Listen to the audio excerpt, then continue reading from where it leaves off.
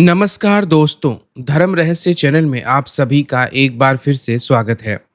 आज हम एक रहस्यमय स्थान के विषय में जानकारी प्राप्त करेंगे। यहाँ से जुड़ी हुई एक भयानक घटना और कहानी हमें एक साधक महोदय ने भेजी है। तो चलिए पढ़ते हैं इनके पत्र को और जानते हैं इस विषय में। नमस्कार गुरुजी, बक्सर में पुतलू मंदिर एक लोकप्रिय धार्मिक स्थल है। यह मंदिर माता त्रिपुर सुंदरी को समर्पित है और अपनी अनोखी विशेषताओं के लिए भी जाना जाता है, जिसमें रात में मंदिर के अंदर से आने वाली आवाज़ों की अफवाहें भी शामिल हैं।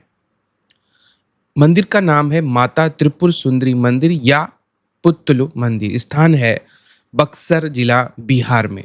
यहाँ की विशेषता है कि मंदिर का कपाट बंद होने के बाद आधी रात में अंदर से लोगों के बात करने की आवाज़ें आने की मान्यता प्रसिद्ध है।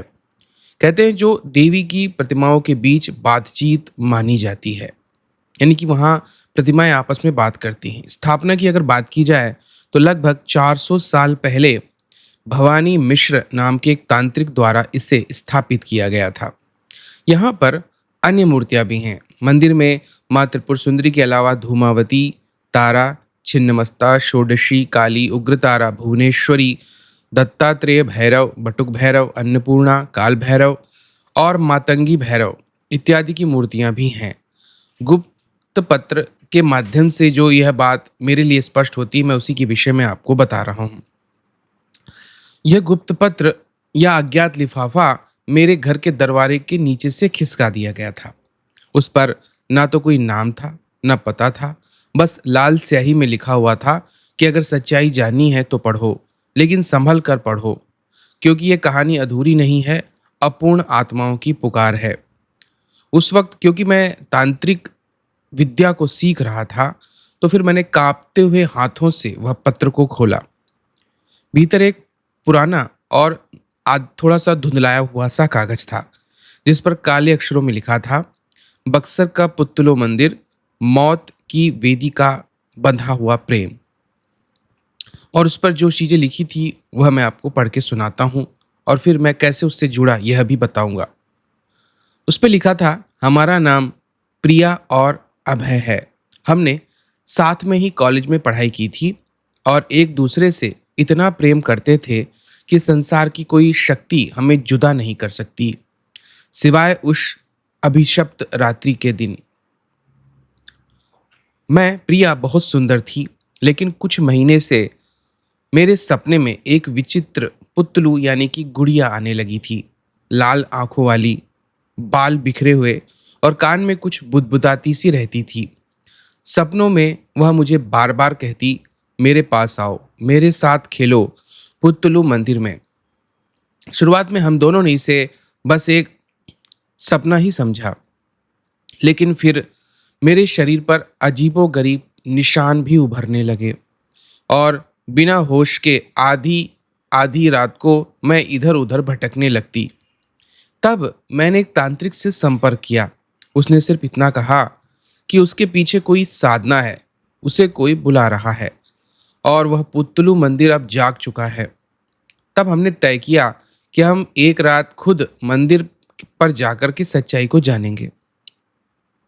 पूर्णिमा की रात जब हवाएं काफी तेज चल रही थी, हम लोग मंदिर में पहुंचे। मंदिर वीराना था, लेकिन बीच में रखी हुई थी एक काली कलर की गुड़िया, जिसकी आंखें इंसानों जैसी लग रही थी, लेकिन ऐसा जैसे कि कोई भयानक शक्ति जाग रही हो। मैं उस गुड़िया की तरफ खींचती चली गई। वह धीरे धीरे बुदबुदाने लगी, मैं तुम्हारी हूं और लौट आई हूं। कि तभी मंदिर के पिछले हिस्से से एक तांत्रिक निकला। उसकी आंखें भी लाल थीं, शरीर राख से लिपा हुआ जैसे लग रहा था। हाथ में उसके एक मानव खोपड़ी थी और उसने हंसते हुए उस वक्त कहा था, अभिषेक पूर्ण हुआ, बलि अब पूरी होगी, देवी पुतलू जागेगी। उस रात क्या हुआ ये लिखते हुए भी मेरी आत्मा कांपती है। मंदिर की दीवारों से रक्त बहने लगा और फिर अचानक से प्रिया के शरीर पर पुतलू समा गया और मुझे बाहर ढकेल दिया गया। मैं जिंदा हूँ, अधूरा हूँ। प्रिया आज भी उस मंदिर में पुतलू बन चुकी है और हर पूर्णिमा को एक नई युवती को वहां पर बुलाया जाता है, शायद प्रेम के नाम पर। पत्र मिलने के 1 सप्ताह के बाद मैं खुद को रोक ही नहीं पाया। मैं जानता था कि प्रिया शायद पुतलू बन चुकी है और उसका प्रेमी ही यह पत्र उसके नाम से लिखकर भेजा है। क्योंकि मैं धर्म रहस्य चैनल को देखता आ रहा हूँ, तो मेरे मन में भी यह विचार आया कि मैं यहाँ ईमेल पत्र भेजूं, और तब मैंने वहाँ जाने का निर्णय लिया था। गुरुजी, मैंने उस मंदिर के रहस्यों को उजागर करना चाहा, जिसे मैं यहाँ पर साझा कर रहा हूँ। लगभग मैं जब वहाँ पहुँचा तो मैंने काफ़ी ढूंढा, लेकिन किसी ने कोई स्पष्ट उत्तर नहीं दिया। 3 दिन के बाद एक बार फिर से जहाँ मैं रुका था वहाँ एक पैकेट मिला। उसमें एक फटी पुरानी डायरी थी, 1936 की, और उस पर लिखा था तांत्रिक सिद्धनाथ की निजी डायरी और साधना, पुतलू सिद्धि का रहस्य। डायरी में जो चीजें लिखी थी वह इस प्रकार से थी। यह मंदिर पहले एक देवी का मंदिर था, श्री यक्षिणी पुतलू देवी। यहाँ लोग पुत्र प्राप्ति और सौंदर्य हेतु पूजा करने आते थे, लेकिन एक साधक सिद्धनाथ ने इस देवी के तांत्रिक रूप को जागृत कर दिया और यहाँ एक नई देवी को स्थापित किया गोपनीय रूप से। वह देवी पिशाचिनी थी। वह हर पूर्णिमा को एक नव युवती के शरीर में प्रवेश करती थी। वह युवती जब तक देवी की पुतलू बनी रहती, जब तक कोई युवक उससे प्रेम कर ना ले। जैसे ही उसे कोई प्रेम करता, उसका बलिदान देकर देवी को तृप्त किया जाता है। यह देवी अगले 100 वर्षों तक संतुष्ट रही, लेकिन 1936 में एक तांत्रिक ने देवी को धोखा दे दिया। प्रेम का नाटक कर देवी को अपने वश में करने की कोशिश की। तब से वह पिशाचिनी देवी क्रोधित होकर शापित हो गई और 12 वर्ष पर वह देवी फिर से जागती है और अपने शिकार को बुला लेती है। मैंने ग्रामीणों से इस विषय में बात की। मैंने पुत्तलू मंदिर के पास कुछ ग्रामीण बुजुर्गों से इस बारे में बात की थी। एक महिला जो कि 90 वर्ष के लगभग की थी, उन्होंने धीरे से कहा था, बाबू, हमने उस रात की चीखें भी सुनी थी जब एक लड़की पागलों की तरह मंदिर की ओर भागी थी और फिर कभी वहां से वो नहीं लौटी। एक बुजुर्ग पंडित जी से भी मेरी बातचीत हुई। इस मंदिर के चारों कोनों में 4 प्राचीन गुड़ियां रखी हुई हैं। वे असली मानव हड्डियों से बनी हुई हैं। हर गुड़िया एक आत्मा को बांधे रखती है, लेकिन यह सब गोपनीय ही रखा जाता है। पुतलू मंदिर की दीवारों पर अदृश्य मंत्र हैं जो केवल तांत्रिक लोगों को ही दिखाई सकते हैं। अन्य व्यक्तियों को इसके विषय में कोई जानकारी नहीं मिल पाती है। यहाँ साधना करने वाले तांत्रिक कहते हैं कि यहाँ की भूमि में खुद एक विशेष तरह की चेतन शक्ति है जो साधक के इरादे के अनुसार ही प्रतिक्रिया भी देती है। कई लोगों ने रात में मंदिर के आसपास हंसती हुई लड़कियों की परछाइयां भी देखी हैं, जिनकी आंखें लाल थीं। मैं जब मंदिर के अंदर गया तो एक ठंडी हवा की लहर जैसी मेरे शरीर से टच की, और जैसे किसी अदृश्य आत्मा ने मुझे स्पर्श किया हो। मंदिर के मध्य में वही काली पुतलू रखी थी और उसके होठों पर एक धीमी सी मुस्कान थी। उस पर बंधा हुआ था प्रिया का कड़ा, जो कि उस लेटर में वर्णित था। क्या अब भी आत्मा वहां पर थी, या फिर पुतलू देवी अपना कोई नया शिकार खोज रही थी? वह दिन रात्रि अमावस्या की थी और लगभग रात्रि का 11:56 का समय था। मैंने बक्सर में पुतलू मंदिर में निर्णय लिया कि इस बार पूरी रात्रि यहाँ पर बिताऊंगा, अकेला, बिना किसी कैमरे के, सिर्फ आत्मा और वो पुतलू को समझने के लिए। मैंने मंदिर के अंदर प्रवेश किया। मंदिर में कदम रखते ही अजीब सी सिहरन मेरी रीढ़ में समा गई। चारों ओर धुप अंधेरा था और बीचों बीच वही पुरानी काली लकड़ी की गुड़िया रखी थी, जिसकी आंखें अब चमक नहीं रही थी। मैंने अपनी रिकॉर्डिंग चालू कर ली ताकि कोई चीज का अगर अनुभव हो तो जरूर मेरे को यह प्राप्त हो जाए। बगल में एक तांत्रिक सुरक्षा यंत्र जैसी चीज़ कोई खींच ली, ताकि मुझे हर प्रकार से रक्षा मिलती रहे, क्योंकि मैं यह बात जानता था तांत्रिक होने के कारण कि मेरी रक्षा की आवश्यकता मुझे अवश्य पड़ेगी। अगर कुछ हुआ तो इसी यंत्र या रक्षा घेरे के भीतर ही रहूंगा। रात का पहला घंटा शांति के साथ बीत गया। रात के पहले घंटे में सब कुछ शांत था, लेकिन अचानक हवा में सरसराहट हुई। मंदिरों में कुछ फुसफुसाने जैसी आवाज हुई, लेकिन मैंने सोचा मेरा भ्रम हो सकता है। लेकिन फिर आवाज आई, प्रेम से बुलाओ, वो सुन रही है। यह आवाज जैसे मेरे अंदर से ही गूंज रही थी। गुड़िया की पहली हरकत रात के 1:13 पे हुई, और तब मैंने एक बहुत धीमा स्वर, अभय अभय तुम लौटे क्यों नहीं, यह सुना। मैंने चौंक कर देखा। गुड़िया मंदिर के मध्य से थोड़ा खिसक कर थोड़ी दूरी पर चली गई थी, जैसे कि किसी ने उसे छुआ था। मैंने मंत्र जाप शुरू किया, लेकिन तभी एक और आवाज आई, मैं प्रिया हूं, वो अब मेरे अंदर है। गुड़िया के चेहरे पर अब एक मानव चेहरा सा भ्रम बनने लगा था, जैसे किसी लड़की का चेहरा उसमें उतर आया हो। और उस वक्त रात के 2:33 हुए थे। मैंने अपनी बनाई गई सुरक्षा रेखा में हल्की दरार भी पड़ते हुए देखी, जिससे मैं कांप गया। गुड़िया अब धीरे धीरे मेरी ओर खिसक रही थी, और हर बार की तरह वह सरकती हुई जमीन से कराहती सी आवाज से उठी, मुक्ति या बलि। अचानक मंदिर की दीवारों पर एक लाल रोशनी सी चमकी, और सामने प्रकट हुआ एक धुंधले तांत्रिक की आत्मा, जो कि जैसे अधजली अवस्था में खड़ा हो। उसने कहा, मैं सिद्धनाथ हूँ, मैंने ही पुतलू सिद्धि को जगाया था, लेकिन अब ये मेरी आत्मा को भी नहीं छोड़ती है। वो अब देवी नहीं है, वह तो आकुलिनी पिशाचिनी है। प्रेम का नाम लेकर आत्माओं को बांधती है और शरीरों को पुतलू बनाकर बंद रख देती है। अगर तुम उसे रोकोगे नहीं तो अगली पूर्णिमा को तुम या तुम्हारे लोगों में से कोई शिकार बन सकता है। गुड़िया अचानक जमीन पर गिर पड़ी और मंदिर हिलने लगा। मैंने दौड़ते हुए बाहर का रास्ता पकड़ लिया, लेकिन मंदिर के बाहर निकलते समय किसी ने मेरी पीठ पर हल्के से थपकी दी। पीछे मुड़कर देखा तो कोई भी नहीं था, सिर्फ मंदिर के द्वार पर लिखा था, शायद मेरा भ्रम हो, तू आया था सच जाने, अब जाएगा क्या सबको बताने। मेरा दिमाग हिल गया। शायद भ्रम की वजह से मुझे ऐसा कुछ दिखाई दिया हो। अगली कई दिनों तक मैं वहां रहा। मैं पूर्णिमा से लगभग 3 दिन पहले अपनी स्वयं की विचारधारा और तांत्रिक सिद्धियों के आधार पर वहां गया। रात को सपने में वह गुड़िया नहीं आती, स्वयं त्रिपुर सुंदरी जैसी शक्तियां दिखाई पड़ती हैं, पर पिछली रात स्वप्न में मुझे एक भयानक दृश्य जरूर दिखा था। त्रिपुर सुंदरी की मूर्ति मंदिर के भीतर प्रकट हो रही थी, और उनके पीछे माता छिन्नमस्ता, धूमावती, तारा और उग्र तारा, चारों मूर्तियां जीवंत होकर अचानक जैसे मुझे घूरने लगी थीं। और फिर एक स्वर गूंजा, भवानी मिश्र को खोजो, वही इस अग्नि को शांत कर सकता है। लेकिन अब वह जीवित नहीं है, परंतु मृत भी नहीं है। मंदिर का जो गर्भगृह था, जहां मूर्तियां बोलती हैं, मैं दिन में मंदिर में गया और बुजुर्ग पुजारी से पूछा, क्या भवानी मिश्र का कोई संबंध अभी भी इस मंदिर से है?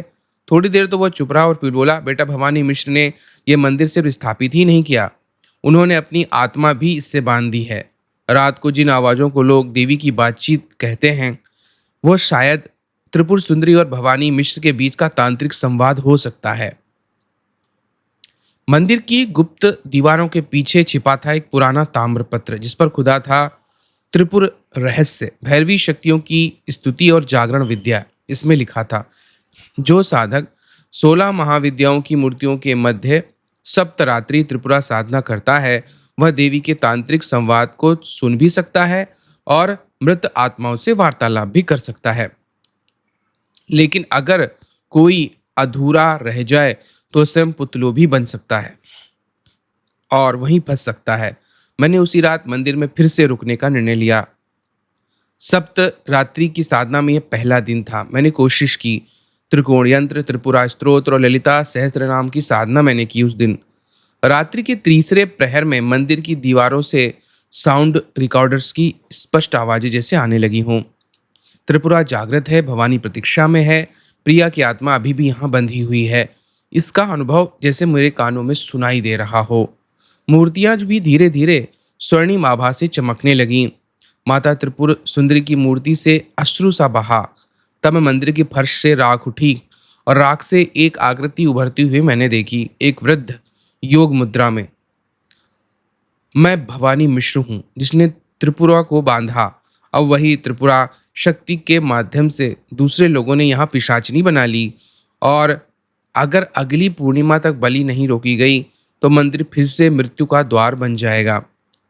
भवानी मिश्र की आत्मा ने साधना काल में ध्यान में मुझे इस प्रकार एक बात कही और मुझे एक यंत्र भी स्पष्ट रूप से दिखाया। इस यंत्र को त्रिकोण में रखकर 16 मूर्तियों के सामने सप्त दीपक जलाओ और उससे जो अग्नि में देखेगा वही अगला बलिदान होगा। तब इस प्रकार मैंने उस यंत्र को अच्छी प्रकार अपनी स्मृति में याद कर लिया। अब अगली पूर्णिमा से 2 दिन ही दूर थे और प्रिया की आत्मा शायद अब भी वहां कैद थी। गुड़िया हर रात थोड़ा और खिसक रही थी। भवानी मिश्र की आत्मा से प्राप्त यंत्र और त्रिकोण रेखा के अनुसार सप्त दीपक अनुष्ठान संपन्न करना था। मुझे मुझे ध्यान के माध्यम से बताया गया था कि कैसे परछाई सप्त दीपकों की लौ को काली हो जाएगी और यही अगला बलिदान होगा। मैंने डरते हुए 7 दीपक जलाए। हर दीपक के त्रिकोण के 7 बिंदुओं पर मैंने उसे रखा और फिर मंत्र जपने शुरू किए। ओम त्रिपुराय नमः, भैरव्य नमः इत्यादि। जैसे ही सप्त दीपक प्रज्वलित हुए मंदिर का वातावरण अचानक से बदलने लगा। दीवारें जैसे लगा हिलने लगी हैं। सभी 16 प्रकार की मूर्तियां अलग अलग जीवंत प्रतीत होने लगी। भगवान मिश्र की जो राख से उत्पन्न हुई आकृति एक बार फिर से प्रकट हो गई और उसने फिर से मुझे ध्यान में स्पष्ट नजर आने लगी। अनुष्ठान शुरू हो गया है, अब कोई वापस नहीं जा सकता। कि तभी एक स्त्री की चीख गूंजी, अभय अभय। मैंने मुड़कर देखा, गुड़िया अब भी हिल रही थी और उसमें से प्रिया की धुंधली आत्मा। मैंने आंखों से बंद कर सप्त दीपकों की लौ देखी। एक परछाई सभी लौओं के बीच से होकर गुजरी और वह थी मेरी अपनी परछाई। मैं सन्न रह गया उस वक्त। क्या मैं अपना ही बलिदान देने वाला हूँ? गुड़िया मेरी ओर घूमी और उसकी आवाज में प्रिया ने कहा, तुमने मेरी मुक्ति के लिए जो किया है उससे देवी संतुष्ट है, लेकिन बलि तो देनी ही होगी। उसी क्षण भवानी मिश्र ने एक रहस्य प्रकट किया। बलि दो, लेकिन जीवन की नहीं, अहंकार की, मोह की, ममता की। सप्त पुष्पों की आहुति दो और प्रिया की आत्मा इससे मुक्त हो जाएगी। मैंने तुरंत ही सप्त पुष्प नागकेसर, चमेली, कुटज, विल्व, केवड़ा, लाल कमल और रक्त पुष्प मंत्रों के साथ यंत्र पर वहां अर्पित कर दिए। जैसे ही अंतिम पुष्प की अग्नि में वह गिरा, मंदिर की सभी मूर्तियां अचानक से शांत हो गईं। गुड़िया की आंखें भी बंद हो गईं। उससे प्रिया की आत्मा एक स्वर्णिम किरण बनकर ऊपर उठी और उसने जाते जाते कहा, अब कोई और प्रेम की बलि नहीं बनेगा। माँ त्रिपुरा सुंदरी सिर्फ साधना स्वीकारेंगी, शरीर नहीं स्वीकारेंगी। पुतलू अब मंदिर के कोने में शांत पड़ी थी। मंदिर की मूर्तियां यथास्थान, जिनसे अब कोई आवाज नहीं आ रही थी। परंतु अंत में भवानी मिश्र की आत्मा ने ध्यान में मुझे स्पष्ट और धीमे स्वर में कहा, मैं तो चला गया, पर अगली बार यदि कोई झूठा प्रेम इस मंदिर में प्रवेश करेगा तो पुतलू फिर से जाग जाएगी। गुरुजी, इस प्रकार यह कहानी यहाँ पर समाप्त होती है। मेरा अनुभव भी समाप्त होता है। और चमत्कारिक बात यह है कि भवानी मिश्र की आत्मा ने भी स्वयं मुझसे कहा था कि इस बात को किसी विशेष व्यक्ति को जरूर भेजना। इसी कारण से मैंने इसे अनुभव के रूप में वहाँ पर क्या घटित हुआ मंदिर में आपको भेजा है। आप इस कथा को अवश्य प्रकाशित कीजिएगा ताकि लोग इस मंदिर और इससे जुड़ी हुए रहस्यों को भी जान सकें। किंतु गुरुजी, जैसा कि भवानी मिश्र ने कहा, अपनी पहचान को पूर्णतः गोपनीय रखो, अन्यथा सब बिगड़ जाएगा। इसी वजह से मैं आपसे प्रार्थना करता हूँ कि कृपया मेरी हर प्रकार की जानकारी को गोपनीय रखते हुए इस पर वीडियो अवश्य बनाइएगा ताकि इस स्थान, यहाँ से जुड़े हुए रहस्य और बाकी बातों की जानकारी मेरे अनुभव के साथ लोगों को मिल सके। गुरुजी, आपका विशेष रूप से धन्यवाद। तो देखिए, यह थी जानकारी और अनुभव उस विशेष स्थान के विषय में जहाँ का वीडियो मैंने बनाया है उनके ईमेल पत्र के आधार पर। आशा करता हूँ यह अनुभव आप लोगों को पसंद आया होगा। अगर ये अनुभव आपको अच्छा लगा है तो चैनल को लाइक, शेयर और सब्सक्राइब ज़रूर करें। आप सभी का दिन मंगलमय हो। जय माँ पराशक्ति।